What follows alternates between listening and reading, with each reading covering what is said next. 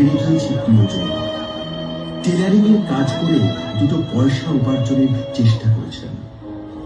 পেটে দুমুঠো ভাত পড়লে শিশু থেকে বয়স্ক মানুষের হাসি মুখ দেখার জন্য অনেক প্রতিকূলতাকে দিয়ে ঠেলে কঠোর পরিশ্রম করে প্রতিদিন বর্ধমানের কাটোয়া স্টেশন থেকে বেরিয়ে পড়েন যিনি, তিনি কাজলী বিশ্বাস। শত শত ক্ষুধার্তের আশা, এক টুকরো আলো, অভাবেও তার চোখে অদম্য ইচ্ছা শক্তি, নিরন্ন মানুষের ভালোবাসা আর আশীর্বাদ নিয়ে ট্রেন ধরেন বাড়ির পথে।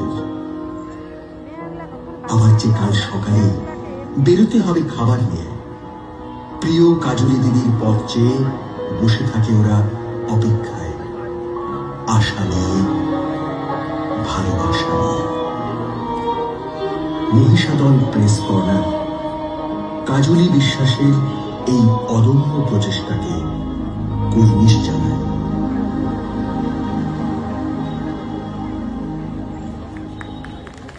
যার